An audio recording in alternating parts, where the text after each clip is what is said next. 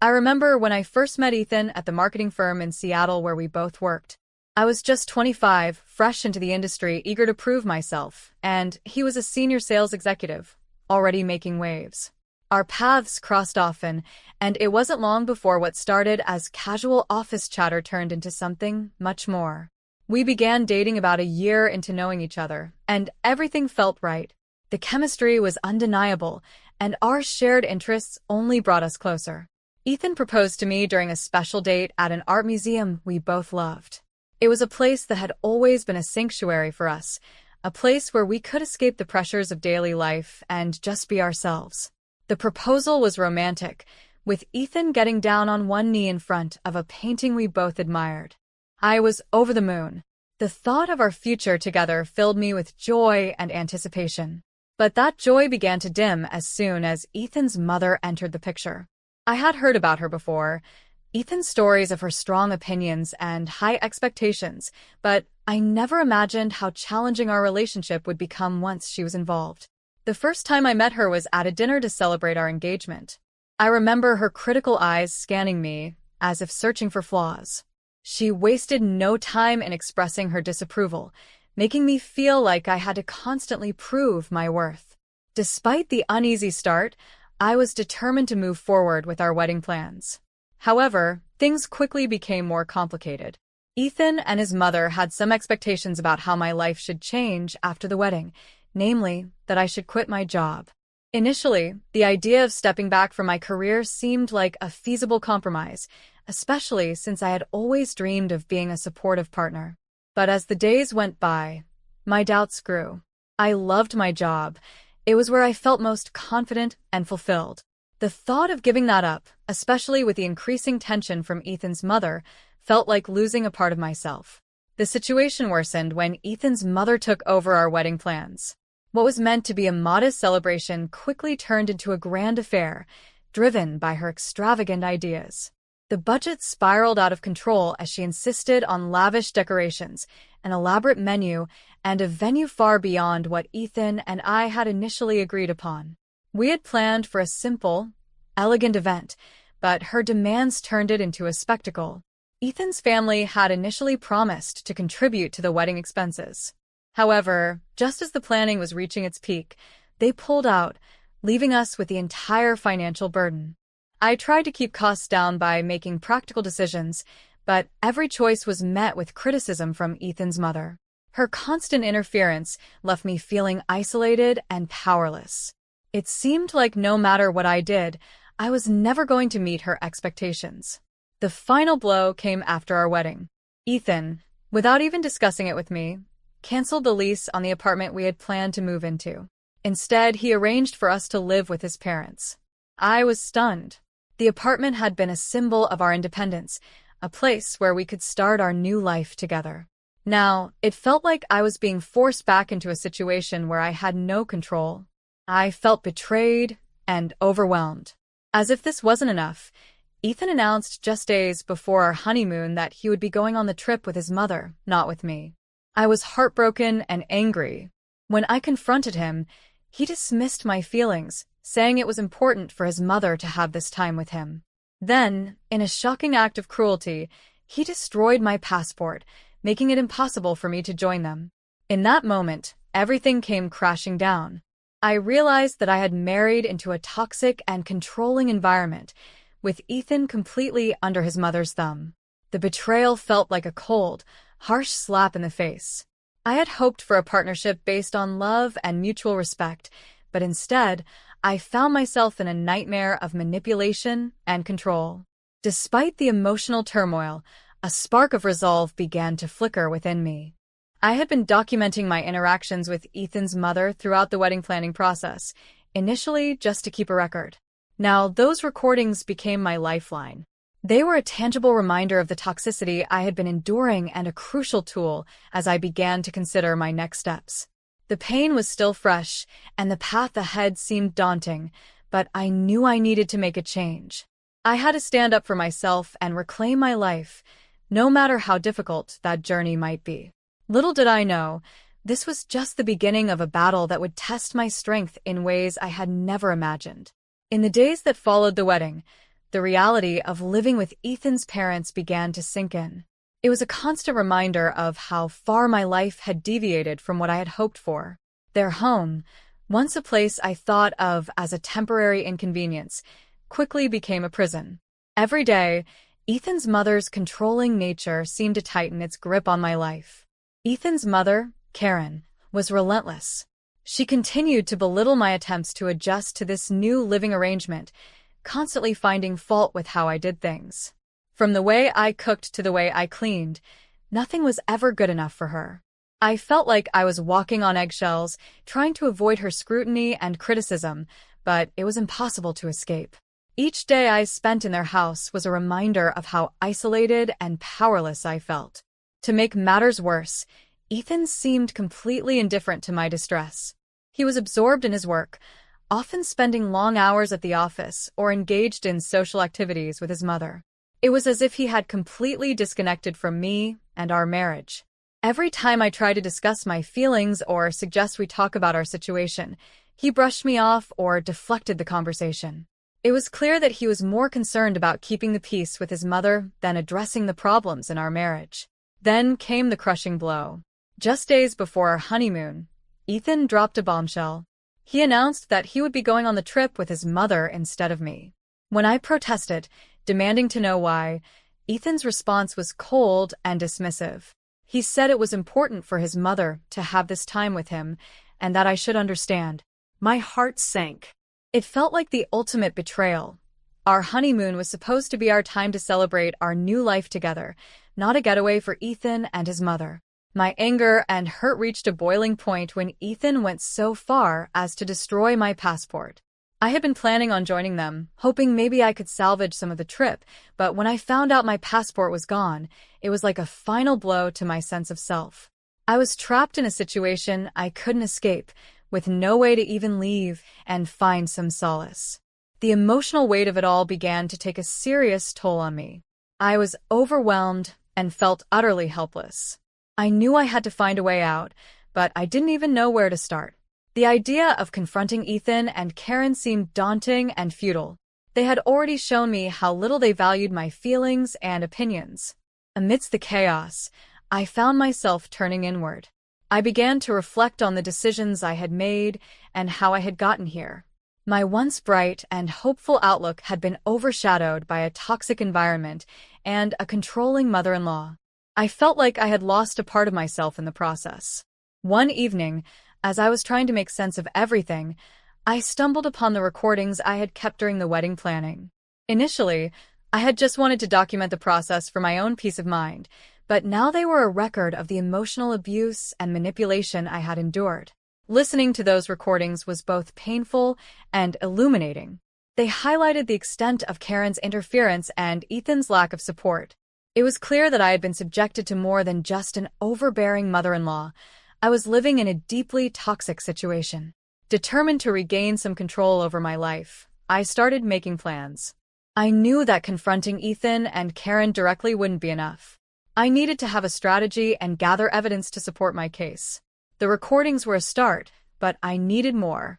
I began to document everything, every interaction, every incident of manipulation or control. It was also during this time that I realized the importance of seeking support. I reached out to my family, though I had been hesitant before. I needed their support and understanding more than ever. My uncle David, who was a high-ranking executive at the firm where I worked, became a crucial ally. He had always been a quiet source of support in my life, and now I needed him more than ever.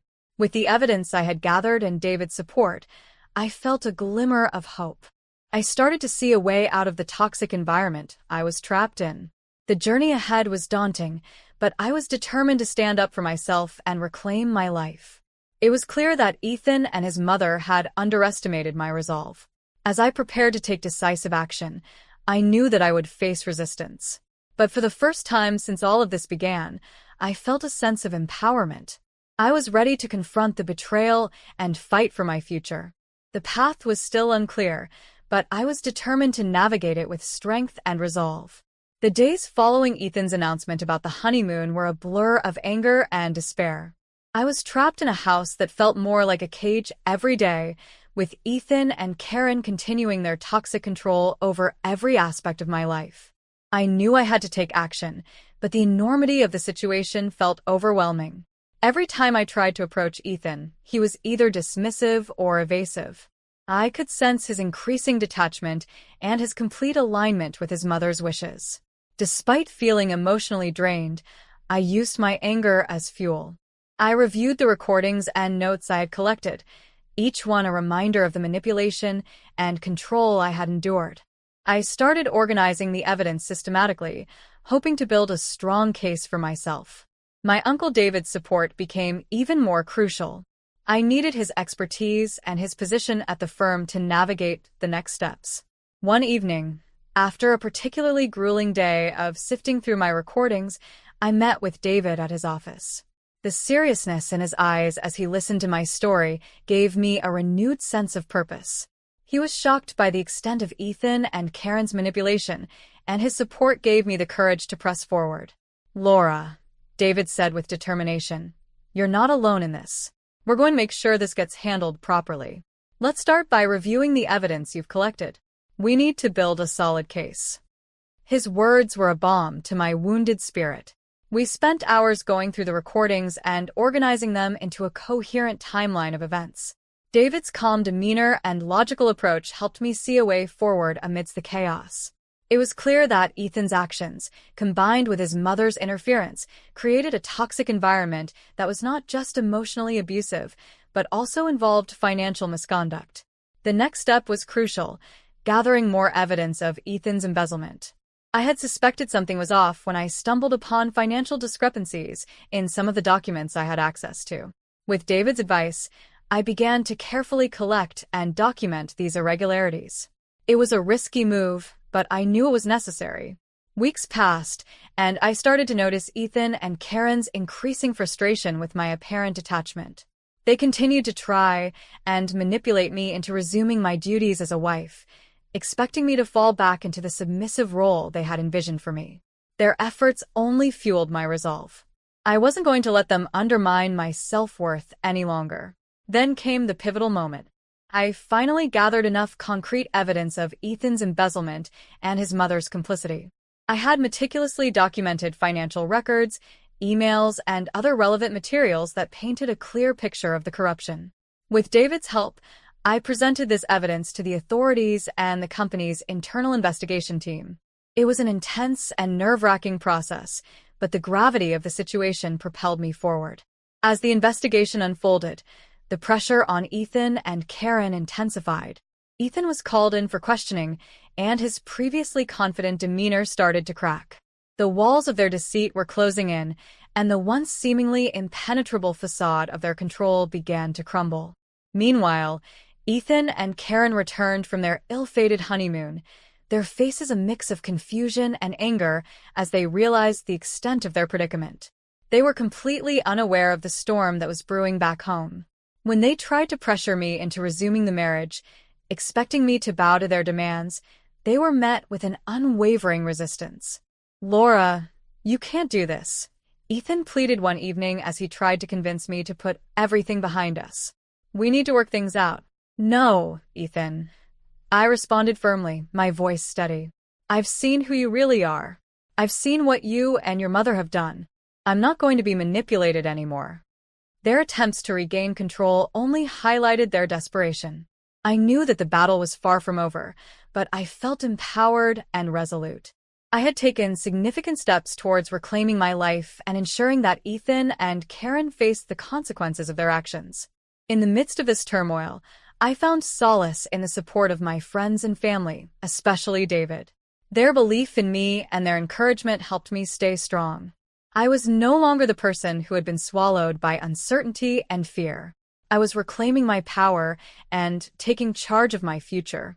As I prepared for the next phase of this journey, dealing with the fallout of the investigation and moving forward with the divorce, I felt a mixture of apprehension and determination. I was ready to face whatever came next, knowing that I had the strength to overcome it. The path ahead was still fraught with challenges, but I was no longer alone, and I was no longer powerless.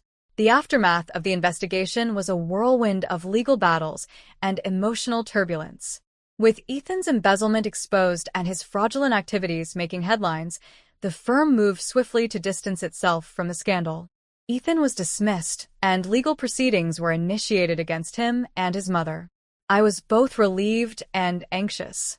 Relief came from knowing that justice was being served, but anxiety lingered as I faced the fallout of my actions. Ethan and Karen's attempts to manipulate me had reached new heights upon their return. They seemed to be in denial about the severity of the situation. Ethan tried to reach out, claiming he wanted to make amends. His remorse seemed shallow and self-serving, aimed more at reducing his legal consequences than genuinely acknowledging the pain he had caused. One evening, he showed up at my apartment unannounced. "Laura," he began, his voice strained, "I know you're angry, but you have to understand, I didn't mean for any of this to happen." I took a deep breath, trying to keep my emotions in check. "Ethan, the damage is done. Your actions have had consequences far beyond what you can imagine. I'm done trying to fix things that you broke." His face fell as he realized that his words had no power over me anymore. The legal system had already taken its course, and the weight of his actions was pressing down on him. Karen's position was no better. She was also facing legal scrutiny and had been publicly criticized for her involvement in Ethan's schemes. Despite their attempts to convince me otherwise, I remained resolute in moving forward with the divorce. I had long since made peace with the decision, knowing it was necessary for my well-being. The legal process was long and tedious, but every step was a reaffirmation of my strength and determination. With David's guidance, I navigated the complexities of the divorce proceedings, ensuring that I was protected both legally and financially. The divorce was finalized, and I felt a profound sense of liberation. The weight of the toxic relationship was lifted off my shoulders, and I could finally breathe freely. The months of emotional turmoil and legal battles had been draining, but they had also been transformative. I had faced my fears and emerged stronger. In the wake of these events, I began to rebuild my life. My work as a marketing manager, which had always been a source of stability, became even more fulfilling. I poured my energy into my career and personal development, rediscovering passions and interests that had been overshadowed by the chaos of my past. My friends and family, especially David, remained steadfast in their support, and their presence was a constant reminder that I was not alone. The journey of healing was ongoing, but I was determined to embrace it fully. I sought therapy to process the emotional trauma and to ensure that I was not carrying any residual pain into my new life. It was a vital step towards reclaiming my self-worth and building a future on my own terms. As I looked back on the tumultuous period, I realized that it had taught me invaluable lessons about empowerment and resilience. I had faced betrayal and manipulation, but had found the strength to stand up for myself and demand justice. I had discovered that true empowerment comes from within, and that, even in the darkest moments, there's a way to reclaim one's life and dignity. With the legal battles behind me and a renewed sense of self, I began to focus on the future. My career flourished, and I explored new opportunities that had once seemed out of reach. I surrounded myself with positive influences and continued to build a support network of friends and colleagues who uplifted and inspired me. Ethan and Karen faded into the background of my past, their influence diminished by my strength and resolve. I knew that I had taken back control of my life and was moving towards a future where I could thrive on my own terms. The pain of betrayal had been replaced by a sense of accomplishment and hope for what lay ahead. In the end, I emerged stronger, having navigated the storm of betrayal and manipulation. My story became one of triumph over adversity, a testament to the power of standing up for oneself in the face of overwhelming odds. The journey was not easy, but it was transformative, and as I looked toward the future, I did so with the confidence that I had the strength to face whatever came next. On the day of the wedding, tensions boil over when my mother-in-law finds out about my pregnancy before marriage. During the reception, my mother-in-law stands up in front of everyone, slaps me across the face, and shouts, "You beggar! I cannot accept you in my family." This public humiliation shocks the guests, But what devastates me even more is that my husband does not stand up for me. He remains silent and refuses to defend me, leaving me utterly alone in the moment. My father-in-law also remains passive, offering no support. But nobody knows what happens the next day. A storm is brewing. My name is Emily, and I want to share my story with you. It's a story filled with ups and downs, heartbreak and hope, and ultimately, the journey to finding my strength. I grew up in an orphanage, a place that was both a shelter and a reminder of what I lacked. The caregivers were kind, but they couldn't fill the void left by my absent parents. I learned early on that life would be a fight, but I also learned how to survive. I kept my head down and focused on my studies, dreaming of becoming an accountant and one day making my own way in the world. By the time I was in my mid-20s, I had worked hard and finally landed a decent job as an accountant in Chicago. I thought I was on my way to achieving my dreams when I met David Brooks. He was charming, from a wealthy family, and unlike anyone I had ever known. Our romance was fast and passionate. I was swept off my feet, and for a while, it felt like I had finally found my place in the world. Everything changed when I discovered I was pregnant. The news sent me into a whirlwind of emotions: fear, joy, uncertainty. I remember the day I told David. We were sitting in my small apartment, and I could barely find the words. My heart raced as I said, "David, I need to talk to you about something important. I'm pregnant." His reaction was not what I had hoped for. David's face turned pale, and he began pacing the room. "How can this happen? I don't even know how to be a father," he exclaimed, his voice filled with panic. "David, we can figure this out together," I reassured him, trying to remain calm despite the fear creeping in. "We can plan a future." But deep down, I felt the weight of the world on my shoulders. David finally calmed down and promised to stand by me, even talking about marriage. However, that was before his mother, Caroline, entered the picture. Caroline Brooks was a force to be reckoned with, an influential businesswoman in her early 60s. She controlled everything in her family's life, including David's. When she found out about my pregnancy, all hell broke loose. She was furious, and I could see the disdain in her eyes as she confronted David about me. "Are you serious about this girl? She's nothing but a beggar.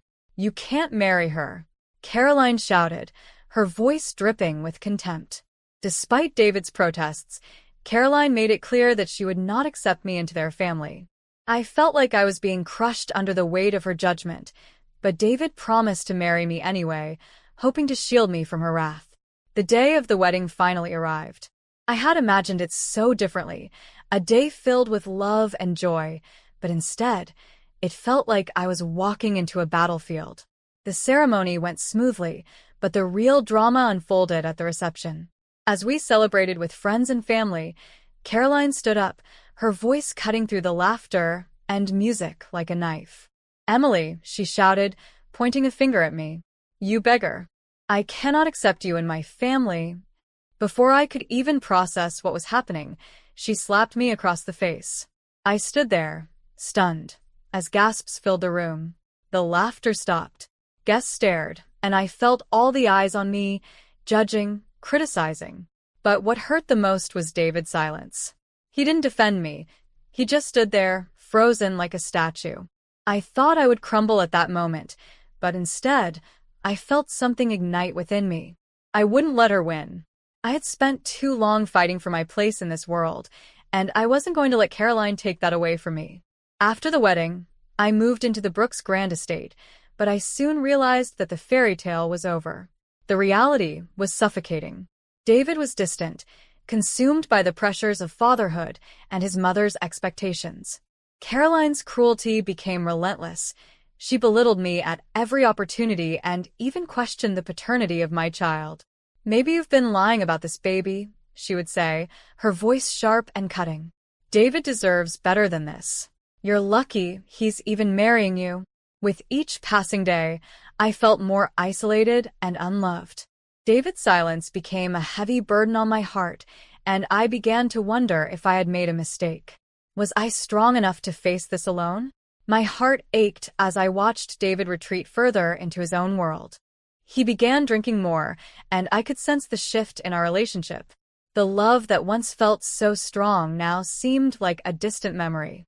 I often found myself wondering how I had ended up here, lost in a life that was supposed to be a dream. The turning point came when I gave birth to my son, Ethan. I remember holding him for the first time, feeling a wave of love wash over me. He was my reason to fight, but as much as I tried to be strong, the loneliness felt unbearable. That's when Mark and his sister, Megan, entered my life. Mark was a man in his early 40s with a limp from an accident, but his heart was big. He and Megan, a kind nurse's aide, became my lifeline in those difficult days. They offered me not just help but hope, reminding me that I wasn't alone in this journey. One day, as I was struggling to feed Ethan, Mark came over and said, "Emily, you're doing a great job. You have more strength than you realize." I looked up at him, tears in my eyes. "I just don't know how to do this without David's support. I feel lost." "You're not lost," Megan added, placing a comforting hand on my shoulder. "You have us. We're here for you." In that moment, I realized that I could build my own family, one filled with love and support, despite the betrayals I had faced. Little did I know, this was just the beginning of a new chapter in my life, one that would test my resilience and change everything I thought I knew about love and family. But challenges were still ahead. Caroline's grip on David tightened, and my new family would soon face an uphill battle against her machinations. I just hoped I had the strength to stand firm and protect my son. Life in the Brooks mansion was far from what I had imagined. Each day felt like walking on eggshells, and I quickly learned that David was not the partner I needed. He spent more time away from home, finding solace in the bars and clubs of Chicago rather than in the warmth of our new family. I often heard him come in late at night, the smell of alcohol clinging to him like a bad memory. One evening, after a long day of caring for Ethan, I heard David stumble into the house. I was feeding our baby, and the rhythmic sound of the spoon clinking against the bowl felt like my only source of comfort. David entered the room, his eyes glazed over, and I forced a smile, hoping to connect with him. "David, how was your day?" He barely glanced at me. "Fine," he muttered, swaying slightly as he leaned against the wall. I felt my heart sink. The man I had fallen in love with was slipping away, and I was powerless to stop it. Days turned into weeks, and the tension between us grew. Caroline continued her campaign of emotional warfare, finding new ways to belittle me and undermine my role as a mother.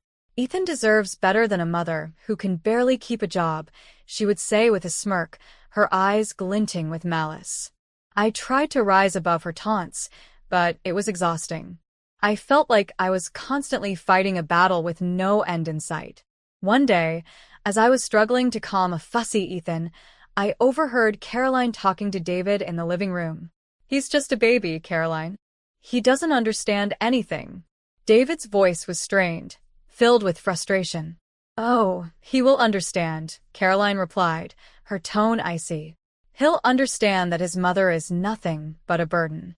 If you don't get rid of her now, you'll regret it later." I stood frozen at the door, my heart racing. I couldn't believe what I was hearing. Did David truly see me as a burden? I felt the walls closing in, the weight of despair crashing down on me. I couldn't let them win. I had to protect my son. That evening, I mustered the courage to confront David. "We need to talk," I said, my voice steady despite the storm brewing inside me. He looked up from the couch, surprise flickering in his eyes. "About what?" "About us, about Ethan." "I can't keep pretending everything is okay when it's not," I replied, feeling my heart pound in my chest. David sighed, running a hand through his hair. "Emily, I'm just trying to figure everything out. I didn't expect this. Fatherhood, marriage, all of it. I didn't either," I snapped, frustration spilling over. "But we're in this together. I need you to be here for me for Ethan. I can't do this alone." He fell silent, and I could see the conflict in his eyes. "You don't understand the pressure I'm under," he finally said, his voice low. "No, you don't understand the pressure I'm under," I shouted, tears stinging my eyes. "I'm trying to raise our son, while dealing with your mother's constant attacks. I need you to choose me, David. Instead of the support I desperately needed, he turned away, dismissing me with a wave of his hand. Just give me some time, Emily. I'll sort it out. With that, he retreated to his usual spot on the couch, leaving me feeling more alone than ever. Days went by, and my emotional state began to deteriorate. I felt trapped in a gilded cage, surrounded by luxury but lacking love and support. Mark and Megan were my lifeline. They visited often, bringing laughter and warmth to my home. One afternoon, as we sat in the living room, Mark noticed my distress. "Emily, you seem off lately. Is everything okay?" he asked, concern etched on his face. I sighed, feeling the weight of the world pressing down on me. "I don't know, Mark. I feel like I'm losing David. He's never home, and when he is, he's not really here." Megan reached out, placing a reassuring hand on my shoulder. "You're doing an amazing job with Ethan. Don't let anyone tell you otherwise. You're stronger than you think." Their kindness lifted my spirits, but it was clear that the battle wasn't over. Caroline's influence was suffocating, and I could feel her tightening her grip around David. I needed a plan to protect my son and myself from the impending storm. One night, after a particularly hard day, I sat alone in the nursery, rocking Ethan in my arms. The silence enveloped us, but I knew deep down that I had to fight for our future. With Mark and Megan by my side, I began to consider what my next steps would be. I couldn't let Caroline dictate my life any longer. Little did I know, darker days lay ahead. Caroline's desperation would soon lead to a scheme that would change everything. The stakes were rising, and I had to prepare myself for the battle of my life. I took a deep breath, holding my son tightly, determined to face whatever came next. As the weeks passed, the atmosphere in the Brooks mansion grew increasingly tense. I could feel Caroline's presence looming over us like a dark cloud, her disdain for me festering into something more dangerous. David remained distant, consumed by his internal struggles and the growing influence of his mother. It felt as though I was trapped in a nightmare, desperately seeking a way out while fighting to protect my son. One evening, as I was putting Ethan to bed, I heard raised voices coming from the living room. Curiosity got the better of me, and I crept closer to eavesdrop. I could hear David and Caroline arguing. "You need to put your foot down, David," Caroline insisted, her voice sharp. "Emily is a distraction. She's not good for you or the family." "I don't want to hear it, Mom," David snapped back. "She's my wife, and she's the mother of my child. You need to accept that." His words gave me a flicker of hope, but I knew better than to let it blind me. Caroline's reaction was predictable. "You're making a mistake. She's nothing but a gold digger, and she'll take everything from you. You need to choose your family over her." I felt a chill run down my spine. The stakes were getting higher, and I could sense that Caroline was plotting something sinister. I made my way back to the nursery, holding Ethan tightly, and whispered a promise to him. "I will protect you no matter what." The following week, things took a turn for the worse. Caroline, fueled by desperation, devised a plan that would shake the very foundation of our lives. I received a call from Mark one morning, his voice laced with concern. "Emily, you need to be careful. I just heard something about Caroline's plan. She's looking for a way to take Ethan away from you." I felt my heart drop. "What do you mean?" "Rumor has it she's been talking to lawyers. She wants to claim that you're unfit as a mother and that David should have custody of Ethan," Mark explained, his voice urgent. "Unfit? I'm doing everything I can for him," I replied, panic rising in my chest. "I can't let her take him away from me. He's my entire world." "I know, but we need to come up with a plan," Mark said, his tone serious. "You need to document everything, your parenting, the support you have from Megan and me. We'll fight this together." That night, I sat at the kitchen table, poring over paperwork and notes. I had never felt so vulnerable in my life, but I was determined to protect my son. Each moment I spent preparing was a reminder of the love I felt for Ethan and the lengths I would go to keep him safe. Days turned into a blur of meetings with Mark and Megan, gathering evidence and support. I even reached out to a lawyer who specialized in family law, determined to ensure that I had a fighting chance. But as I fought to secure my future, the tension between David and Caroline escalated. One afternoon, I overheard another argument between them. "You can't let her manipulate you like this, David," Caroline shouted. "You need to think of your reputation." "Reputation? What about my family?" David's voice cracked. "Emily and Ethan are my family now. Can't you see that?" I felt a flicker of hope once again, but it quickly dimmed when I saw Caroline storm out of the room, her face a mask of rage. It was clear that her determination to separate us was unwavering. One fateful night, as I sat in the living room with Ethan asleep in my arms, there was a loud knock on the door. My heart raced as I opened it to find Caroline standing there, her expression dark and menacing. "We need to talk," she said, her voice cold as ice. "About what?" I replied, trying to keep my voice steady. "I know what you're doing, Emily. You're trying to turn my son against me," she accused, stepping inside without invitation. "You think you can just take him away from me?" I held Ethan closer, instinctively protecting him. "David is my husband, and Ethan is my son. I'm not trying to take anyone away from you." "Save your lies," Caroline hissed. "I will do whatever it takes to keep my family intact, even if it means getting rid of you." I stared at her, shock and fear mingling in my chest. "You wouldn't dare." "Oh, I would," she replied, a sinister smile creeping across her lips. "This isn't over, Emily. Not by a long shot." As she left, I felt a sense of dread settle over me. I was in a war, and the stakes were higher than I had ever imagined. My heart raced as I thought about how far Caroline might go to keep control over David and the family name. I turned to Mark and Megan for support, determined to stay strong for Ethan. I knew I needed to prepare for the fight of my life. In the shadows of despair, I found a flicker of resilience, and I was ready to confront whatever challenges lay ahead. The storm was brewing, and I had to be prepared to weather it. The days that followed Caroline's threatening visit felt like a ticking clock, each second echoing my growing fear for Ethan's future.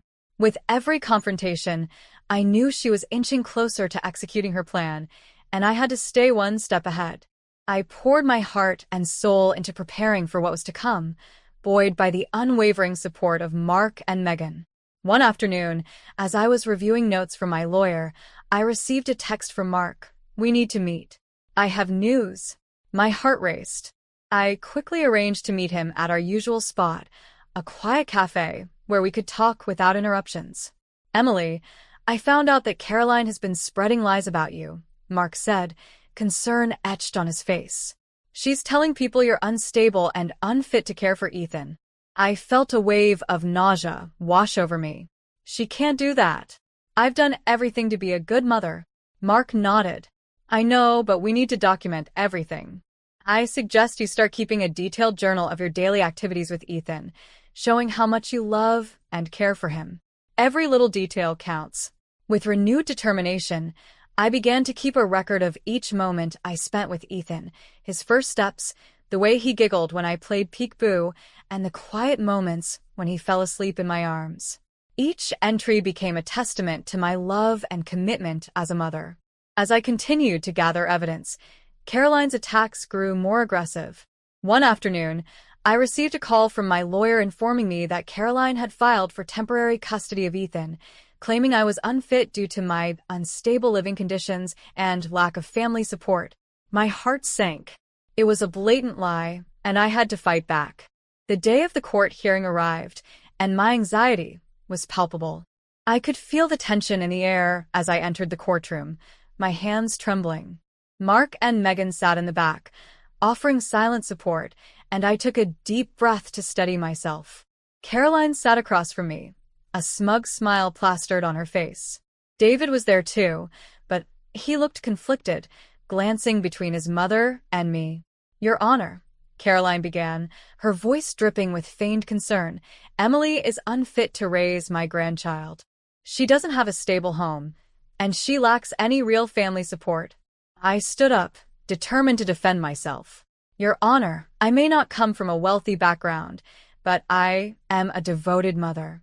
I work hard, and I have a strong support system. Mark and Megan are like family to me. I will do everything to provide for Ethan." The judge listened attentively, and I felt a flicker of hope. I have documentation of my parenting, and I have witnesses who can testify to my character. I continued, gesturing toward Mark and Megan. Caroline scoffed, but I pressed on, sharing my journey as a mother and the love I felt for Ethan. I could see the judge's expression soften as I spoke, and for the first time, I believed that I might have a chance. After what felt like an eternity, the judge announced his decision. I am granting full custody of Ethan to Emily. It is clear she has demonstrated her dedication as a mother. I felt a surge of relief wash over me, tears welling in my eyes. I had done it. I turned to see Mark and Megan beaming with pride. But Caroline was not done fighting. "This isn't over, Emily," she hissed as I walked past her. "Maybe not," I replied, my voice steady. "But I will always fight for my son." As I left the courtroom, the weight on my shoulders lifted. I felt empowered, ready to start anew with Ethan. With Mark and Megan by my side, I knew we could build a loving family. In the following months, life began to take on a new rhythm. I found joy in the little things: Ethan's laughter, his milestones, and the love that blossomed among us. I was no longer just surviving, I was thriving. Though Caroline and David would always be part of my past, I had learned the power of resilience and the importance of chosen family. My journey had transformed me, and I was finally ready to embrace the future with open arms. Together, we built a home filled with love, laughter, and endless possibilities. As I held Ethan close, I realized that I was not just a survivor. I was a warrior, ready to face whatever challenges lay ahead. And for the first time in my life, I felt truly free. This story is entitled Sister-in-Law Stole My Skincare, Got Chemical Burns, and Mother-in-Law Blamed Me, so I took legal action. Now they're begging for forgiveness. Hey everyone, before we jump into today's video, I need your help. We've noticed the channel is losing some traction, and subscribing is one of the best ways you can support us. It's quick, free, and it helps us keep bringing you awesome content. Your support means the world. Let's keep this channel growing together. Thanks so much. Now let's start the video. I need to get this off my chest because it's been weighing on me for weeks. My 16-year-old sister-in-law ignored my clear boundary, repeatedly used my prescription skincare without permission, and ultimately gave herself chemical burns. Was I justified in holding her and her family accountable, or was I too harsh? My husband, 28 male, and I, 26 female, finally bought our first house 7 months ago. It's a small but cozy place, nothing fancy. Moving in together was a huge step for us, and while it's been amazing to have our own space, it's also been exhausting. You don't realize how much work goes into maintaining a house until it's your responsibility. Between unpacking and trying to make the house feel like a home, I've barely had time to catch my breath. Still, I was proud of what we'd accomplished. That is, until my sister-in-law started treating our house like her personal hangout spot. Let me set the stage. My sister-in-law, a 16-year-old female, let's call her Sarah, just got her driver's license, so she's been popping by our house like it's no big deal. At first, I thought it was sweet. I figured she just wanted to spend time with her brother. But then it became a lot. She started showing up unannounced, and it felt like every other day she was at our door. Sometimes she wouldn't even knock. She'd just let herself in if the door was unlocked. She'd plop down on our couch, scroll through her phone, and act like she lived there. I tried to brush it off. She's a teenager after all, but it was starting to wear on me. To make matters worse, she has zero concept of boundaries. None. She'll go through our fridge, use our stuff without asking, and take over the TV remote like she owns the place. And it's not just her actions, it's her attitude. She's made these snarky little comments that I can't help but feel are aimed at me. For example, she once joked, "You know my brother is still mine, right?" with this fake sweet smile. I laughed it off at the time, but the more she came over, the more those comments started to pile up. I couldn't tell if she was joking or if she genuinely felt territorial about her brother. Either way, it rubbed me the wrong way. Last Friday was the final straw. She showed up right after dinner and asked if she could stay the night because, in her words, "I just don't feel like being at home." I didn't love the idea, but I also didn't want to be the bad guy. My husband shrugged and said it was fine, so I went along with it. She asked if she could take a shower, and since our guest bathroom isn't fully stocked yet, I told her to use ours. I figured it was no big deal. She'd shower, we'd all watch a movie or something, and she'd go to bed, but it didn't go that smoothly. Now, I'm someone who splurges on hair care and skincare. My hair is a beast to deal with, So I use high-quality products that actually work. My shampoo costs $27, and the matching conditioner isn't cheap either. On top of that, I have a skincare routine that includes a prescription cream for my skin issues. I keep it tucked away in a little pharmacy bag because it's medicated and not something anyone else should use. These products aren't just expensive, they're essential for me. After she showered, I went into the bathroom, and my jaw nearly hit the floor. Half the bottle of my shampoo was gone, the conditioner, practically empty, and my skincare products were scattered across the counter like someone had raided the place. Even my prescription cream had been opened. I was livid. Who does that? I confronted her immediately. I asked her, "Did you use my shampoo and conditioner?" She denied it. Straight to my face, she said no, even though the evidence was right there. I pointed to the empty bottles, and she just shrugged. Then I asked, "Did you use this cream?" "It's a prescription. It's not for other people to use."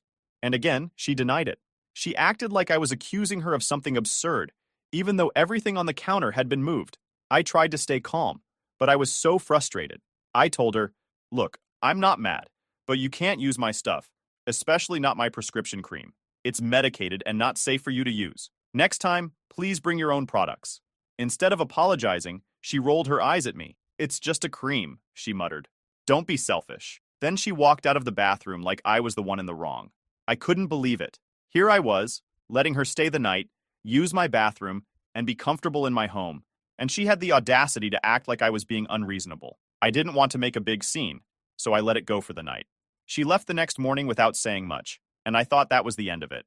But it wasn't. The next time she came over, completely unannounced again, I noticed something off. I had tucked my products away in a drawer to avoid another incident, but when I went to the bathroom later, they were out on the counter again. The prescription cream had clearly been tampered with, and it's less than before. I knew she'd been using them again, even after I specifically told her not to. At that point, I was done. I didn't confront her right then, because I didn't want to start a fight in the middle of her visit, but I was furious. I felt disrespected in my own home. That night, I told my husband what had been happening. He was sympathetic, but also a little hesitant to confront her. "She's just a kid," he said. "Maybe she doesn't realize how much it's bothering you." I told him that wasn't the point. She's 16, not 6. She knows better than to use someone else's stuff without asking. And even if she didn't know at first, I told her to stop. And she ignored me. That's not an accident. That's a choice. We decided to set some boundaries. I told him I wasn't comfortable with her coming over unannounced anymore. If she wanted to visit, she'd have to call first. And she wasn't allowed to use our bathroom or my products again. Period. My husband agreed, but we both knew this conversation wasn't going to go over well. I thought things would calm down after that, but little did I know, this was just the beginning. By Tuesday, my husband and I found ourselves at his parents' house for dinner. I wasn't exactly excited to go because, frankly, I was still stewing over his sister's antics. I figured I'd just keep my distance from her, smile politely, and try to avoid any drama. But when she walked into the room, I immediately noticed something was wrong. Her face was red, peeling, and covered in angry breakouts. It looked bad. Like really bad. At first, I genuinely felt bad for her. I assumed she'd had an allergic reaction to something or maybe overdone it with some new product. I was about to ask if she was okay, but before I could say anything, she turned to me, glaring like I had personally sabotaged her skincare routine. "This is all your fault," she said, loud enough for everyone at the table to hear. I froze. "Wait, what?" She crossed her arms, still glaring at me. "You didn't warn me that your skincare could mess up my face." I blinked at her, completely blindsided. It took me a second to process what she was even talking about. "I didn't know you used it," I said, trying to keep my voice calm. "I told you not to use my prescription cream." That's when the floodgates opened. She launched into a full-blown rant about how I should have warned her that my products were too strong and how I'd ruined her skin. She made it sound like I'd intentionally tricked her into using something dangerous. Meanwhile, I was sitting there trying to figure out how she'd managed to twist this into being my fault. Before I could even get a word in, my father-in-law jumped in. "Why didn't you tell her it wasn't safe to use?" he demanded, looking at me like I was the one who'd messed up. "She's only 16. She doesn't know any better." I was stunned. "I did tell her not to use it," I said firmly. "She went through my stuff without asking. It's not like I left it out for her." He shot back. "You're the adult. You should have been more responsible." At this point, I could feel my blood boiling. Responsible? Before I could respond, my husband jumped in. "She's 16, not 6, he said, echoing exactly what I'd told him the other night. "She knows better than to dig through someone's personal stuff and use prescription products without permission." His dad wasn't having it. "You should at least take her to a doctor to fix this," he said, looking at me again. "It's the least you can do." I almost laughed at how absurd it was. I'm sorry, but I'm not paying for a doctor because she ignored me and used something she wasn't supposed to, I said. That's not on me. My mother-in-law chimed in then, trying to play the mediator but only making things worse. Look, let's not make this a big deal. It's just a misunderstanding. She didn't mean to cause trouble. She went through my drawers, I said, my voice rising. This wasn't an accident. She used my prescription cream after I specifically told her not to. The conversation spiraled from there. Every time I tried to defend myself, they came back with something about how I should have been more accommodating, or how I was the adult and should have handled it differently. It felt like no one was listening to me except my husband, who eventually shut the whole thing down. We're not paying for anything, he said firmly. This isn't my wife's fault. If Sarah wants to use products that aren't hers, that's on her. The table went silent after that, but the tension was suffocating. I barely ate anything the rest of the night, and as soon as it was polite to leave, we got out of there. On the way home, I told my husband how frustrated I was. It's like they're refusing to see what she did was wrong, I said. They're acting like I'm the villain because I didn't baby her. He sighed, looking just as frustrated as I felt. They've always coddled her, he said. She's the youngest, so she gets away with everything. They think it's easier to blame someone else than to hold her accountable. The next few days were quiet, or so I thought. Then my husband got a call from his mom. Apparently, his sister had been complaining about me nonstop since the dinner. According to her, I was territorial about my stuff and didn't want her using it because I was trying to assert my dominance. Seriously? Who even talks like that? She made it sound like I'd been waiting for her to mess up just so I could pounce on her. When my husband told me what she'd been saying, I felt equal parts furious and confused. How could she spin this into me being the bad guy? All I wanted was for her to respect my space and not mess with my things. Was that really so unreasonable? It didn't stop there, though. Apparently, she'd been telling anyone who would listen about how mean and selfish I was. Some of her cousins even texted my husband, asking why I was being so cruel to his little sister. I was floored. The nerve of her to play the victim after everything she'd done was almost impressive. I thought setting boundaries would solve the problem, but things only got worse. A few days later, I found out that my sister-in-law had escalated things even further. She told her parents that I let her use my products, knowing they'd mess up her skin. Like I'd handed her the cream and said, "Here, ruin your face with this." I couldn't believe it. They were acting like this was a crime scene. At that point, I knew I had to do something to protect myself. This wasn't just annoying anymore. It was turning into a full-blown attack on my character. And if they wanted to escalate, I was ready to fight back. After that chaotic family dinner and endless accusations, I woke up feeling completely drained. The events from the night before kept replaying in my mind, and no matter how much I tried to shake it off, I couldn't. My sister-in-law's accusations, my in-laws' refusal to take responsibility, and the sheer audacity of it all, it was infuriating. I felt cornered in a situation where I knew I wasn't in the wrong, but somehow I'd become the villain in their story. I needed to take control of the narrative before things got even further out of hand. I decided the best way to start was by consulting my dermatologist. Not only could they help me replace the prescription cream that had been wasted, but I needed expert advice on how to protect myself from the baseless accusations my in-laws were throwing around. My husband agreed it was a smart move, so I made an appointment and went in that same day. When I arrived at the dermatologist's office, I laid everything out for the doctor. How my sister-in-law had gone through my belongings, used the cream without my permission, twice, and how it had severely damaged her skin because it wasn't meant for her. I even told them about the drama with my in-laws and the looming threats of legal action. I half expected them to look at me like I was being dramatic, but instead, they were incredibly understanding. The doctor listened intently, nodding as I explained. When I finally finished, they leaned back in their chair and said, "This is actually more serious than you might realize," they said. "The reaction your sister-in-law experienced isn't your fault. It's entirely due to misuse. These are prescription-strength products designed for a specific condition and tailored to your skin. They're not meant for general use."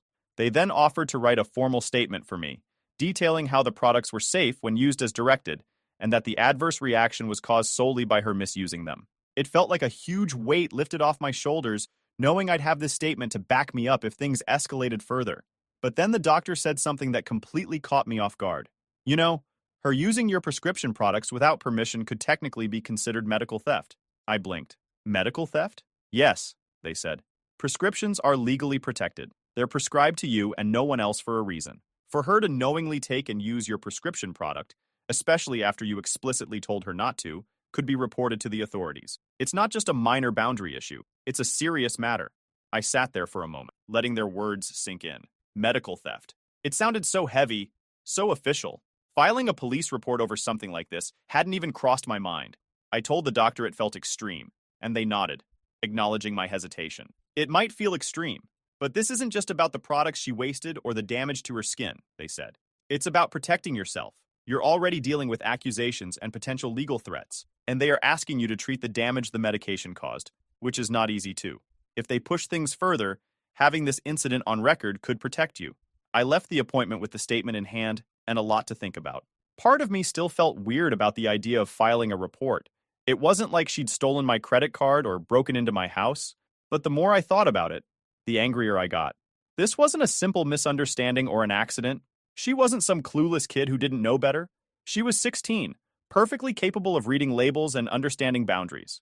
I'd explicitly told her not to use my prescription cream after the first incident, and she went ahead and did it again.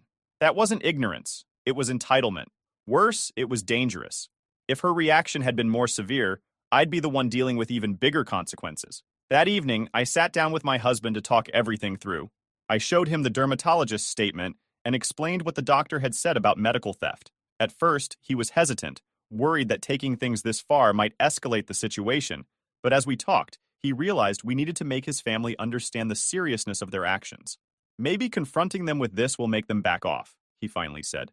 They need to know there are consequences, and if this makes them think twice, it's worth it. With his support, we decided to face them head on. With the dermatologist's statement in hand, my husband and I decided it was time to confront his family head on. I wasn't going to let them keep painting me as the villain when all I'd done was try to set boundaries in my own home. We agreed to meet them the next day to have a serious conversation about what had happened and how we planned to move forward. When we walked into his parents' house, the tension was palpable. My sister-in-law was sitting on the couch, her face still a mess, scrolling through her phone like she didn't have a care in the world. My in-laws greeted us with polite but strained smiles, clearly bracing for an argument. "We need to talk," my husband said, his tone leaving no room for debate. We all sat down in the living room, and I could feel my heart pounding in my chest as I pulled out the dermatologist's statement. "We spoke to a dermatologist," I began, my voice steady despite my nerves. "They confirmed that the reaction was caused by misuse of the prescription cream. The products are completely safe when used as directed, but they're not meant for anyone else to use." My mother-in-law opened her mouth to argue. I glanced at my sister-in-law, who refused to make eye contact, before continuing. The dermatologist also pointed out that using someone else's prescription product without permission is considered medical theft. It's not just a matter of boundaries, it's a legal issue. That got their attention. My father-in-law leaned forward, his expression souring. "Are you saying you're going to call the police over this?" he asked sharply. "We're not saying we want to file a report," my husband jumped in, his tone calm but firm. "But we're saying that we could. This isn't just about the damage to her skin. It's about the fact that she went through my wife's personal belongings after being told not to.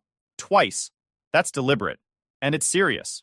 My mother-in-law immediately jumped to her daughter's defense. "She's just a teenager," she snapped. "You're acting like she's some kind of criminal for making a mistake." "She's 16, I replied, keeping my voice even.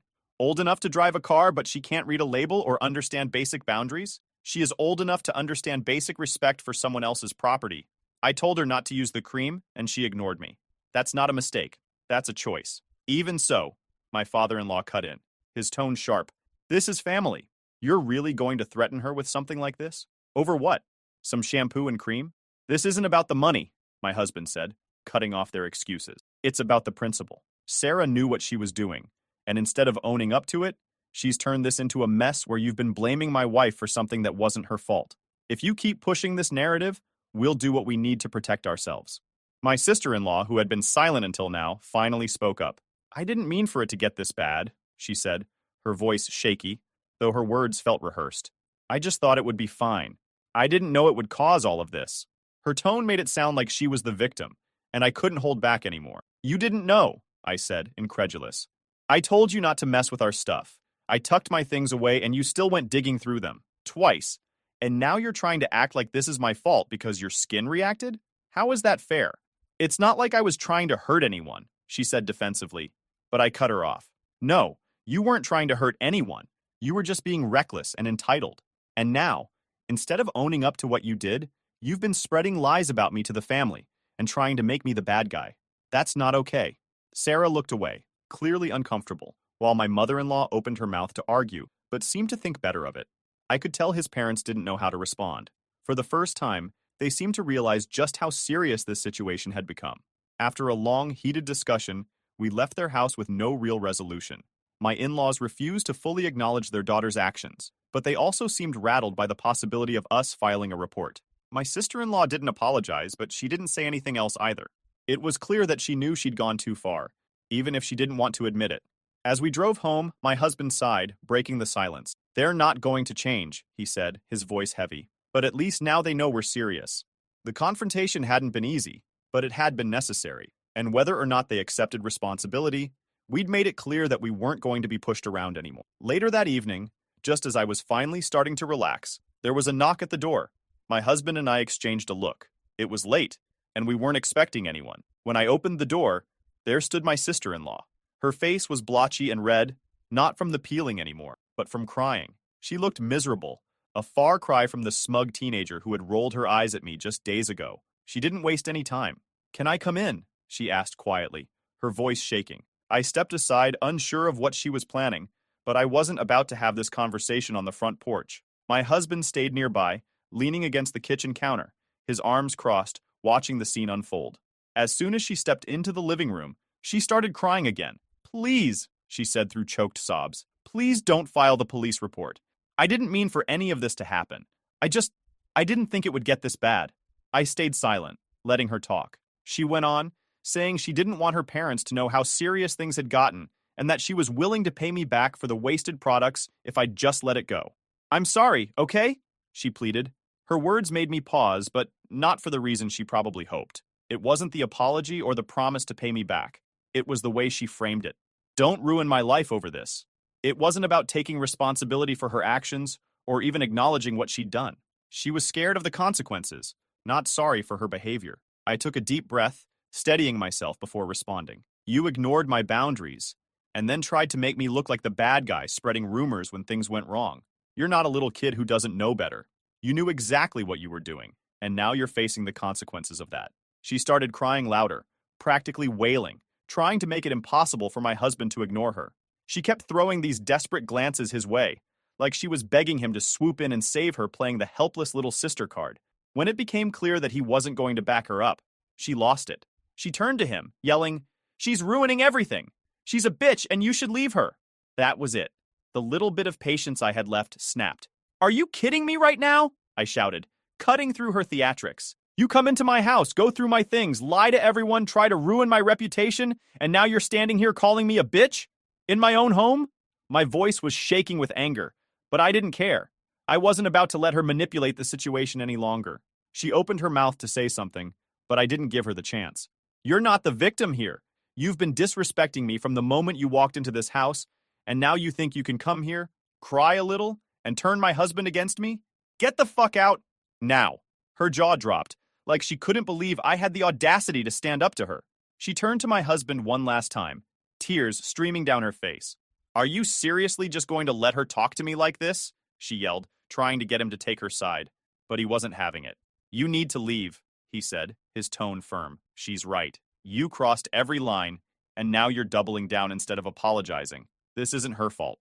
It's yours." That seemed to shock her into silence. She stood there for a moment, frozen, before grabbing her bag and storming toward the door. "Fine," she spat, her voice cracking as she tried to sound tough. "But don't expect me to forgive you for this." I didn't bother responding. I just stood there, arms crossed, watching as she slammed the door behind her. I looked at my husband and said, "I'm done. She's not stepping foot in this house again." He nodded, his expression weary. "I know," he said. "And you're right. This has to stop." The day after I kicked her out, my husband and I went ahead and filed the police report. I wasn't thrilled about having to take things to that level, but her behavior had left us no choice. If my in-laws wanted to keep painting me as the villain, I wanted the truth to be on record. The process moved faster than I expected. When the authorities questioned Sarah, she broke down almost immediately. At first, she tried to spin the same sob story she'd been feeding her parents, but that didn't hold up under questioning. Eventually, she cracked and admitted everything. She confessed that she'd deliberately gone through my drawers, ignored my warnings, and used my prescription products, twice. Then came the part that stung the most. She outright admitted that she did it just to piss me off. Her confession made everything clear-cut. The authorities determined that her actions were deliberate, which meant she, and by extension her parents, could no longer argue that it was some harmless accident. They ruled that her parents were financially responsible for repaying the cost of the wasted prescription products, the fines for medical misuse, and even the dermatologist's fees I'd incurred to fix the mess she caused. I thought this would finally be the wake-up call they needed. Surely, after hearing their daughter admit she'd done all of this on purpose, they'd realize how wrong they'd been to defend her. I thought they'd apologize and try to make amends, but nope. They insisted that I was the one in the wrong. They didn't even make an effort to apologize or repair the damage their daughter had caused. Instead, they stopped talking to me altogether, acting as if I was the problem. My husband stood by me through it all, but I could see how much it hurt him to have his relationship with his parents strained like this. They refused to accept that he had made the decision to stand up for me, and instead accused me of manipulating him into taking my side. It was comforting to know he was in my corner, but it didn't erase the sting of being villainized by his family. Still, I knew I'd done the right thing. If they wanted to twist the story to make themselves feel better, that was their choice. I wasn't going to let it affect me anymore. In the end, they were forced to pay me back, and my sister-in-law hasn't spoken to me since her confession, which is probably for the best. I think she's embarrassed, not just because of what she did, but because she finally had to face real consequences for her actions. I know I did the right thing, because if I didn't, things would have escalated even more, potentially ruining my relationship with my husband. She was malicious and disrespectful, and I don't want her anywhere near me. But sometimes I wonder if I was too harsh. Was filing the police report and taking it this far the right call? Or could I have handled it differently? Please, Reddit, be honest with me. This story is titled, "After 12 years of running the family business, my parents kicked me out and made my 22-year-old nephew the CEO, because he is smart like his mother. Now, after he destroyed the company, they are begging for my help." Hey everyone! We spend so much time finding these stories for you. If you enjoy the content, please hit that subscribe button. It means the world and helps keep this journey going strong. Let's grow together. Now, let's start the video. OP starts by saying, "Hey Reddit, I've always thought of myself as a guy who's got his shit together, but lately, I'm starting to question everything. Let me set the scene for you all. This all started at my dad's 62nd birthday party, and I swear it felt like my life flipped upside down in an instant. For context, I've been working in my dad's company for the past 12 years. 12 years of dedication, grinding, and building up the business. I thought I was set. I thought I'd inherit the company one day, as any loyal family member might expect after putting in the work. It was a pretty big party, honestly. We had friends, family, business associates, you name it. My mom and dad love a good celebration, and this one was no exception. Drinks were flowing, food was amazing, everyone seemed to be having a good time. Then came the moment my dad stood up to make a toast. I thought it'd just be the usual. A couple of jokes, a heartfelt thank you, and maybe a little bit about how much he was looking forward to retiring. But then he hit us with that announcement. I'm happy to say that after much thought and discussion, I'm ready to retire in a few months. And I've decided to pass the torch of CEO to someone who I think will take the company to new heights. My grandson, Mike. I froze. I thought maybe I'd misheard him. Grandson? Mike? The kid's 22, fresh out of business school. No real experience. And yet, somehow, he's the one taking over the company I've dedicated over a decade of my life to? The applause and congratulations around the room felt like daggers. My heart was pounding, and my stomach felt like it was going to drop out of my body. I tried to keep my composure, but inside, I was fuming. Don't get me wrong, I didn't hate Mike. He's a decent enough kid when you're just chatting with him at family get-togethers, but he's young and inexperienced. He doesn't know the first thing about running a company, and I can say that with confidence because I've been running it for years now. All Mike has is a shiny degree and my parents' misplaced confidence. I, on the other hand, had years of blood, sweat, and tears invested into this business. But apparently, that didn't count for much. After the toast, everyone went back to mingling, but I couldn't even process what was happening. My wife came over to check on me, and I must have looked like I'd seen a ghost, because she immediately asked what was wrong. I just shook my head and told her we'd talk about it later. I needed time to figure out what the hell I was going to do. Later that night, after the guests had left and the house was quiet, I confronted my dad privately. I thought maybe he'd explain it was just a formality, or that I'd still be heavily involved. Something to justify this insane decision. But nope, he doubled down. He told me he believed Mike was the right choice because he was young, full of fresh ideas, and had a degree. A freaking degree. Meanwhile, I'd been the one actually building relationships with clients, managing the team, and handling day-to-day operations for over a decade. He even had the audacity to say, "You can still work with him, you know. Mentor him. Show him the ropes." That was it for me. I told him right then and there that I couldn't stay. There was no way I'd work under Mike after everything I'd done for the company. It wasn't even about the money or the title at that point. It was the principle. I'd earned that position. I deserved it. And being told I wasn't even considered was like a slap in the face. The next couple of days were a blur. My parents tried to talk me out of quitting, saying I was being dramatic, that I needed to think about the family. But I couldn't see it any other way. If they didn't value my work enough to give me the role I'd been working towards, then I didn't see the point in staying. So, I handed in my resignation, packed up my office, and walked away. Walking out of that office for the last time was one of the hardest things I've ever done. I'd spent so many years there. I knew every inch of that place, the good parts and the bad. It wasn't just a job to me. It was a part of my life. Leaving felt like cutting off a limb, but I knew I had to. Staying would have been even worse. My wife was incredibly supportive through all of this. She told me she respected my decision and that she was proud of me for standing up for myself. She saw how much this hurt me, but she also knew I couldn't stay in a situation where I wasn't respected. That support meant the world to me because, honestly, it felt like the rest of my family was against me. My mom kept calling, begging me to reconsider. My dad even showed up at my house unannounced one day, trying to convince me to come back. But every time they asked, my answer was the same. No. The hardest part of all this was the feeling of betrayal. My dad and I used to be close, especially when we first started the company. I gave up my own career to help him build his dream, and now it felt like he was throwing me away. And for what? Some idea that Mike was the future just because he had a degree? It didn't make sense. After I left, I didn't hear from Mike directly. I don't even know if he wanted the position or if he just went along with it because my parents insisted. Either way, it didn't matter. The damage was done. My parents had made their choice, and now I had to make mine. The first few weeks after quitting were tough.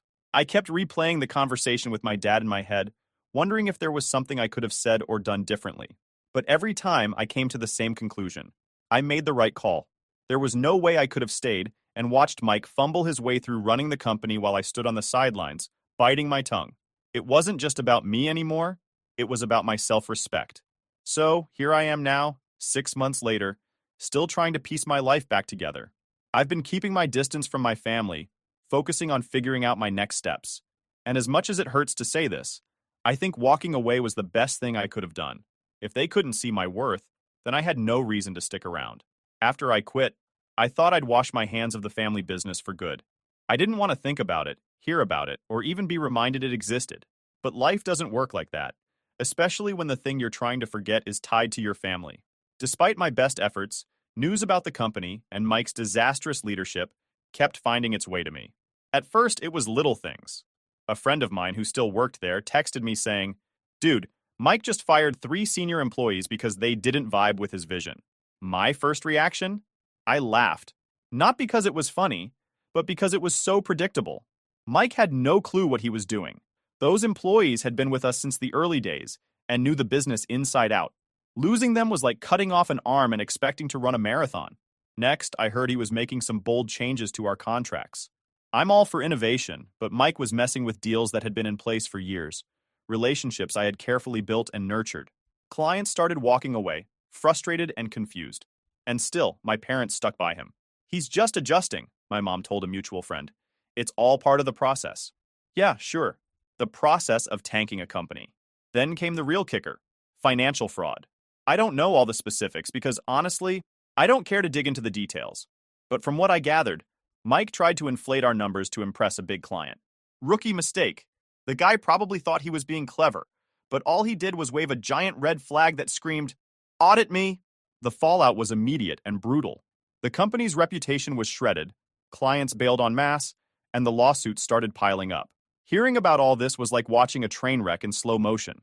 On one hand, I felt vindicated. I mean, I'd warned my parents that Mike wasn't ready for the job, but they didn't listen. On the other hand, it was painful to see something I'd worked so hard to build crumble in such a short amount of time. I didn't want to care, but I couldn't help it.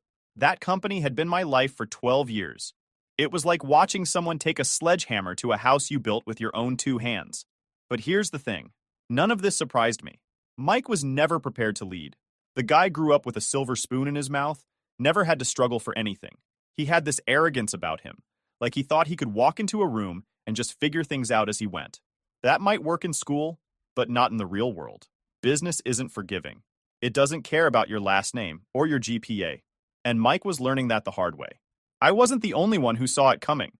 I started getting calls and texts from former coworkers, people I hadn't spoken to in months. "Man, we miss you around here," one guy said. "It's a mess without you." Another told me, "The place feels like a sinking ship. I don't know how much longer I can stick around." It was flattering, sure, but also bittersweet. These were people I'd worked alongside for years, people who had trusted me and supported me. Hearing them struggle made me wish I could help, but I knew better than to get involved. I wasn't about to swoop in and clean up Mike's mess. That wasn't my job anymore. What really got me, though, was how my parents handled all of this.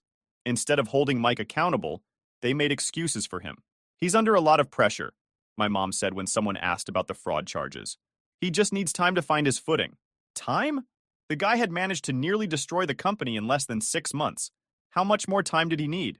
And let's not forget my sister. She was Mike's biggest cheerleader through all of this, acting like he was some kind of misunderstood genius. I don't know if she was genuinely delusional or just too proud to admit she'd made a mistake. Either way, it was infuriating. She'd pushed for Mike to get the CEO role, convinced my parents it was the right move, and now she was doubling down on her bad decision. I stayed out of it for the most part, but one day I couldn't resist. I ran into an old family friend at the grocery store, and they casually mentioned how exciting it must be to see the next generation taking over the business. I just smiled and said, "Exciting isn't the word I'd use." They laughed, but I wasn't joking. In a weird way, watching the company implode was cathartic. It was like all the frustration and anger I'd felt when they passed me over for Mike was being validated. I wasn't crazy. I wasn't overreacting. They'd made a huge mistake, and now they were paying the price. That said, I didn't revel in their failure. I'd moved on, or at least I was trying to. I'd started brainstorming ideas for my own business, something I could build from the ground up without anyone else's interference. My wife was incredibly supportive, encouraging me to take the leap and do something for myself. It was scary, but also exciting. For the first time in years, I felt like I had control over my own future. Meanwhile, my parents were scrambling. I heard through mutual acquaintances that they were trying to contain the damage and restore trust with clients. Good luck with that. Once trust is broken, it's nearly impossible to get it back, especially in the business world. And with lawsuits piling up, they had bigger problems to deal with. As for Mike, I had no idea how he was handling everything. I hadn't spoken to him since I quit, and honestly, I didn't care to. But from what I heard, he was in over his head. Some people said he was still trying to act like he had it all under control, while others claimed he was on the verge of a breakdown. Either way, it wasn't my problem. By the time 6 months had passed, the company was a shadow of what it had been. Clients were gone, employees were leaving in droves, and my parents were desperate. They hadn't reached out to me yet, but I knew it was only a matter of time. And when they did, I already knew what I was going to say. 6 months after I walked out of the family business, the inevitable happened. I'd been bracing myself for it, but still felt a wave of mixed emotions when I saw my parents standing on my doorstep. They looked older, more stressed than I'd ever seen them. My dad had this awkward stiffness to him, like he didn't want to be there but knew he had no choice. My mom, though, her expression said it all. Desperation. I didn't invite them in right away. Honestly, I was tempted to shut the door in their faces, but I didn't. "Can we come in?" my dad asked, his voice hesitant. I stepped aside without a word, and they shuffled in. The tension in the room was immediate. My wife, who'd been in the kitchen, gave me a look but didn't say anything. She knew this moment was coming too. She quietly slipped upstairs, leaving me to deal with it. I sat down across from them, arms crossed, waiting for them to start. My mom jumped in first. She always did. "We need your help," she said, her voice wavering.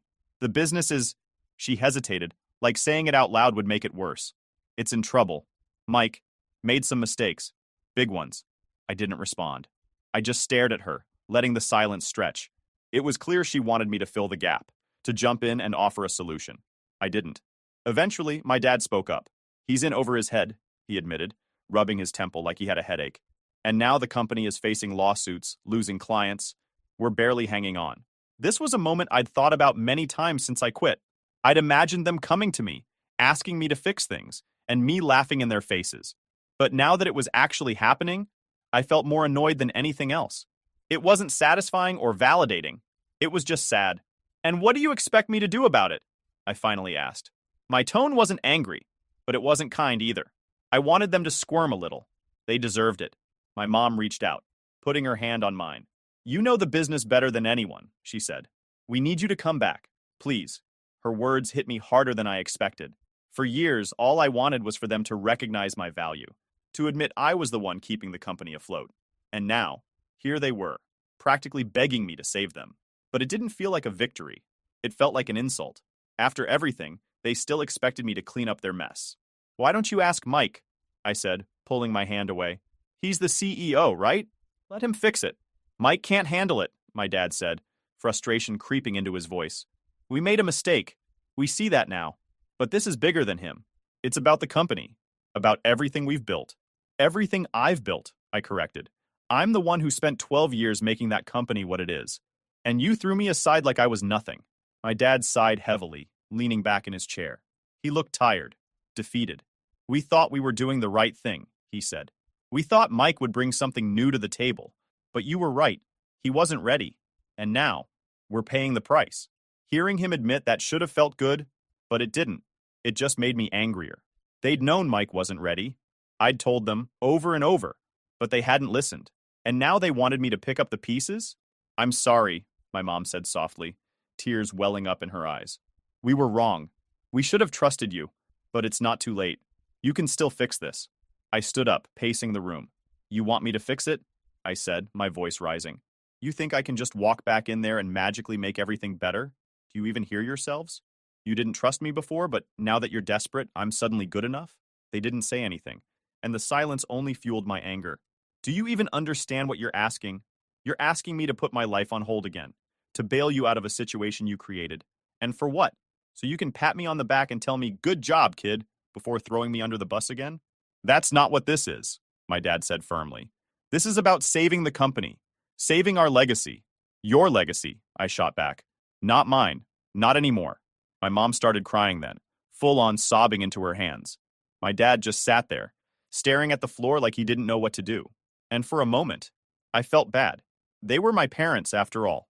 But then I remembered the humiliation, the betrayal, the countless nights I'd spent working late while they were off praising Mike for his good grades. That angered me more than their tears could ever soften. I can't help you, I said finally, my voice steady. I won't.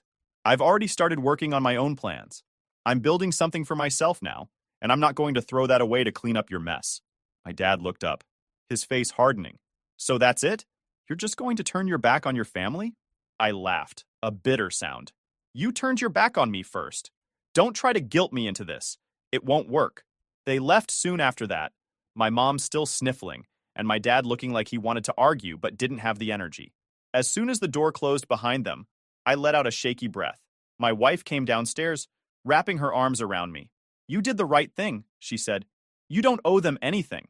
She was right, of course, I knew that. But it still hurt. Walking away from the company had been hard enough. Walking away from my parents felt even harder. But I couldn't go back. Not now. Not ever.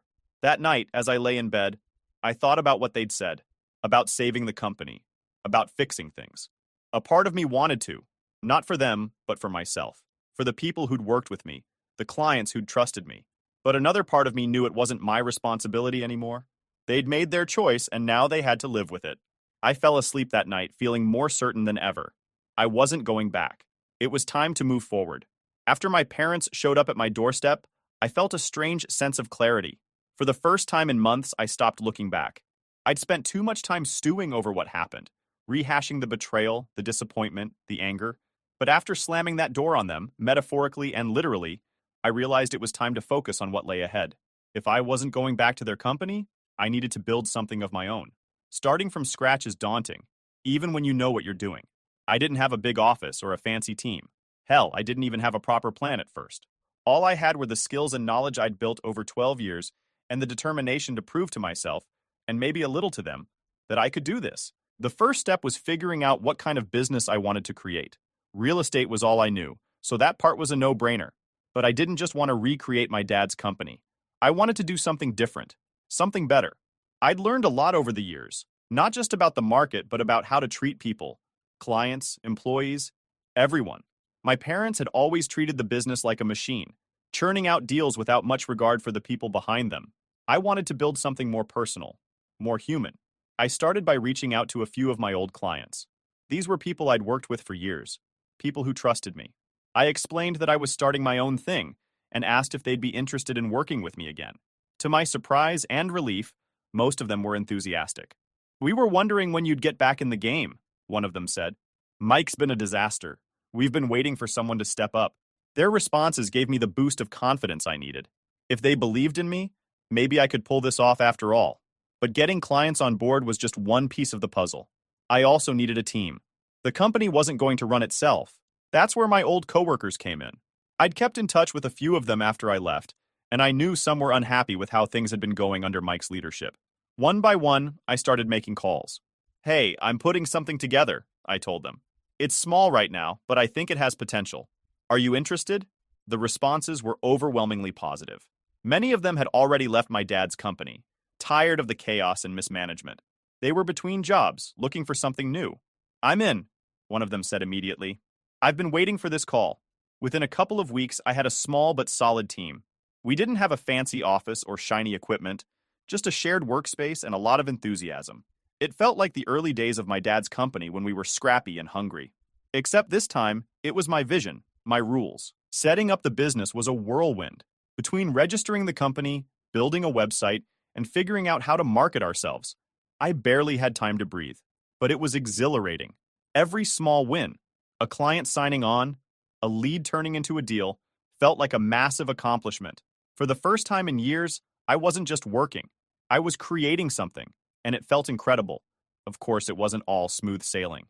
There were moments of doubt, moments where I questioned whether I was biting off more than I could chew. The stress of juggling everything, finances, logistics, client relationships, was overwhelming at times. But every time I felt like giving up, I reminded myself why I was doing this. I wasn't just building a business. I was proving to myself that I could. One of the biggest challenges was balancing work and personal life. My wife was incredibly supportive, but I knew it wasn't easy for her. She was working full-time while I poured all my energy into the business, often working late into the night. "You're going to burn out if you keep this up," she warned me one night as I sat hunched over my laptop reviewing contracts. "I know," I said, rubbing my temples. "But if I don't push now, it'll never take off." She didn't argue, but I could see the concern in her eyes. It was a reminder that while building the business was important, so was maintaining the life we'd built together. I made a mental note to find a better balance, though I wasn't sure how just yet. As the weeks went by, things started to fall into place. Our first few deals closed smoothly, and the feedback from clients was overwhelmingly positive. "This feels like the old days," one of them told me, "when things were simpler, more personal." I missed this. Hearing that felt like validation. I was doing something right. Early, the business began to grow. It wasn't explosive growth by any means, but it was steady, and that was enough for me. Meanwhile, I couldn't ignore the rumblings about my dad's company. Word on the street was that things were going from bad to worse. They were losing clients left and right, and the lawsuits were piling up. It was hard not to feel a twinge of satisfaction. After all, I'd warned them. But mostly, I just felt sorry for the employees and clients who were caught in the crossfire. They deserved better. What really surprised me was how many of those clients and employees started coming to me. It wasn't something I actively pursued, at least not at first. But word got around that I was starting my own thing, and people reached out. "If you're looking for more staff, let me know," one former coworker said. "I can't stand it here anymore." Another client emailed me saying, "We've always trusted you. Let's talk." I wasn't poaching. They were coming to me. And honestly, it felt good. These were people who recognized my value, who wanted to work with me because of what I brought to the table. It was a stark contrast to how my family had treated me. By the end of the second month, we'd outgrown our shared workspace and started looking for a proper office. It was a small milestone, but it felt huge. Standing in that empty space, imagining the possibilities, I couldn't help but smile. This was mine. All of it. No one could take it away from me. I wasn't just surviving. I was thriving. And for the first time in a long time, I felt truly free. By the time I'd settled into the rhythm of my new business, things with my family had escalated. Word had spread about what I was doing. Clients switching to me. Employees reaching out to join my team. And it didn't take long for the news to reach my parents and sister. I hadn't spoken to any of them since their visit to my house. and I wasn't planning to. But they clearly weren't done with me. It started with emails. My dad sent a few, all variations of the same message. He wanted to talk, to work things out. I ignored them. Then my mom started calling. At first, it was once a week, then every few days. I never picked up. Eventually, she left a voicemail that made my blood boil. "I hope you're happy," she said, her voice trembling with barely concealed anger. "You're tearing this family apart. I don't know how you can live with yourself." I deleted the message without replying. What was there to say? They'd made their bed, and now they had to lie in it. I wasn't responsible for their mess, no matter how much they tried to pin it on me. But things really came to a head when my sister got involved. Unlike my parents, who were still trying to guilt me into coming back, she went straight for the jugular. One day, out of nowhere, I received a letter from a lawyer. At first, I thought it was a mistake, but as I read through it, my stomach sank. They were accusing me of stealing clients and employees. According to the letter, I'd intentionally undermined their business by poaching key accounts and personnel. They claimed I was violating some sort of unwritten family agreement and demanded I cease all operations immediately. If I didn't, they threatened to take legal action. I couldn't help but laugh as I read it. It was so ridiculous, so petty. There was no non-compete clause in my contract when I worked for them. I'd checked. Twice. They had no legal standing whatsoever. But the fact that they'd resorted to this tactic told me everything I needed to know about how desperate they were. Instead of responding directly, I forwarded the letter to my lawyer. "Handle it," I told him. "I don't have time for this nonsense." He assured me it was an empty threat and not to worry. Still, the whole thing left a bad taste in my mouth. A few days later, my parents showed up at my office unannounced. It was the first time they'd seen the new space, and I could tell they weren't happy about it. My mom looked around with thinly veiled disdain, while my dad's expression was a mix of anger and defeat. "Do you really think this is going to work?" my dad asked, gesturing at the office. "You're playing a dangerous game." I leaned back in my chair, unfazed. "It's already working," I said simply. "And it's not a game." My mom's face flushed with anger. "You're ruining everything," she snapped. "Do you have any idea what you're doing to this family?" "To us?" I stood up, keeping my voice calm but firm. "What I'm doing," I said, "is building something for myself. Something you didn't think I was capable of. If that bothers you, that's your problem, not mine." They didn't stay long after that. I think they realized there was no point in trying to guilt me anymore. But their visit left me shaken. Not because of what they said, but because it confirmed something I'd suspected for a while. They weren't just upset about losing the business. They were upset about losing control over me. For years, I'd been the dependable one, the one they could count on to keep things running smoothly. I'd sacrificed so much of my own life to help build their dream, and now that I was gone, they didn't know what to do. It wasn't about the clients or the money, it was about the power dynamic, and they hated that I'd taken it back. Meanwhile, things at my dad's company were going from bad to worse. Employees were quitting in droves, and their reputation was in tatters. Mike, I heard, was barely showing up to work anymore. Someone told me he'd been spotted at a bar in the middle of the day, looking completely out of it. I didn't feel sorry for him, but I couldn't help but think about how all of this might have been avoided if my parents had made a different choice. The lawsuits were still ongoing, and from what little I knew, the company's legal team was struggling to keep up. I didn't envy them. Trying to clean up the mess Mike had made was like trying to put out a forest fire with a garden hose. It was only a matter of time before the whole thing came crashing down. Through it all, I kept my focus on my own business. We were growing steadily, bringing in new clients and expanding our team. I hired a small marketing firm to help us get the word out, and it paid off almost immediately. The inquiries started pouring in, and for the first time in a long time, I felt optimistic about the future. One night, as I was reviewing our financials, my wife came into the room with a glass of ginger. "You know," she said, sitting down next to me, "I don't think I've ever seen you this happy." I smiled, setting the papers aside. "It feels good," I admitted, "building something for myself, not answering to anyone else." She leaned her head on my shoulder. "You deserve it." Her words stayed with me long after she went to bed.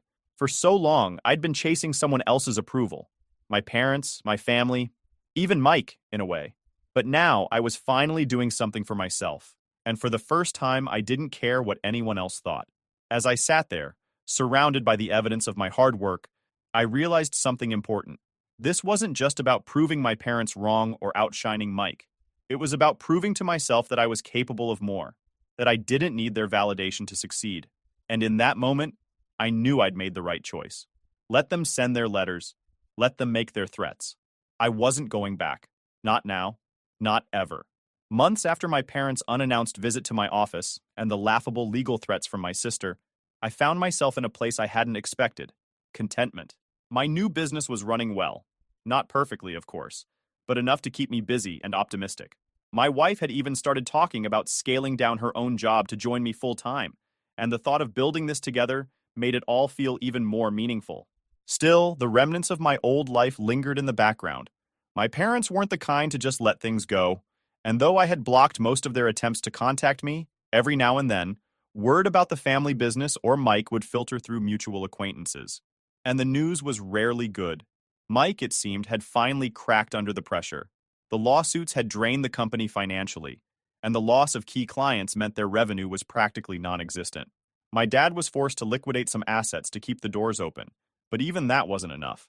A couple of former co-workers who had joined me recently mentioned that the office was practically a ghost town. Employees who stayed were doing so out of desperation, not loyalty. One day, I got a call from an old client who'd stuck with my dad's company longer than most. "Your parents sold the building," he said. "I thought you'd want to know." That caught me off guard. Selling the office? That building had been the company's home since day one. It was more than just a workspace. It was a symbol of everything we'd built together. Hearing that it was gone felt strange. Not sad exactly, but like another piece of the past had crumbled away. "Thanks for letting me know," I told him. "But I'm not involved with them anymore." "I figured as much," he said. "Just thought you'd want to hear it from someone who's still rooting for you." I appreciated that. It reminded me that not everyone had turned their back on me during this mess. A few weeks after that, I got another surprise. This time, it wasn't a phone call or a letter. It was an email from my dad. I almost deleted it without reading, but curiosity got the better of me. The subject line read, "An apology." I opened it, skimming the first few lines, expecting more excuses or pleas for help. But as I read further, I realized it was different this time. He wasn't asking me to come back or trying to shift the blame. He was admitting he'd made a mistake. "I thought I was doing what was best for the family," he wrote. "But I see now that I let my pride get in the way. I listened to your sister because I didn't want to admit I was wrong about Mike. I see now that you were the one who deserved that position, and I'm sorry for not recognizing it sooner." The email went on for several paragraphs, recounting moments from the past that I'd long since buried. He talked about how much he'd relied on me during the early years, how he knew the company wouldn't have survived without my contributions. Reading it felt surreal. Part of me had waited years to hear these words, but now that they were here, I didn't know how to feel. Toward the end, he mentioned something that stuck with me. "I know I can't fix what's happened," he wrote, "but I hope someday you'll find it in your heart to forgive me." I closed the email without replying. Forgiveness was a complicated thing. I wasn't angry anymore. Not really, but I wasn't ready to let them back into my life either. It felt like they were still trying to pull me into the past, and I'd worked too hard to leave that behind. Meanwhile, my business continued to grow. We moved into a larger office space and brought on a few more employees. Some of the clients who'd stayed loyal to my dad's company eventually reached out, asking if they could work with me instead. I was hesitant at first, but after a few conversations, I realized they weren't just looking for a deal. They were looking for stability. I gave them that, and in return, they gave me their trust. As for Mike, the last I heard, he was living with my sister again. The lawsuits had been settled, but the financial damage was done. He was reportedly trying to find himself, though what that actually meant was anyone's guess. I didn't wish him ill, but I also didn't feel sorry for him. He'd been handed an opportunity he wasn't ready for, and he'd squandered it. That wasn't my problem. My sister, predictably, wasn't handling the fallout well. From what little I heard through mutual acquaintances, she was bitter and angry, blaming everyone but herself for how things turned out. My parents had stopped defending her publicly, which told me everything I needed to know. They were finally seeing her for who she really was. Not the brilliant daughter they'd always believed in, but someone who was good at looking out for herself and no one else. One day, while sitting in my office and looking out at the city skyline, I realized I felt free, truly free. The weight of my family's expectations, their disappointment, their manipulation, it was all gone. For so long, I'd defined myself by what they thought of me, by what I could do to earn their approval. But now, none of that mattered. I wasn't building my business to prove a point or to spite them. I was doing it for myself, for my wife, for the people who believed in me. And that was enough. I don't know if I'll ever fully reconcile with my family. Maybe someday, when the dust has truly settled, we'll find a way to mend the broken pieces. Or maybe we won't. Either way, I'm okay with it. For now, I'm focused on the future. and for the first time in years, it feels like mine.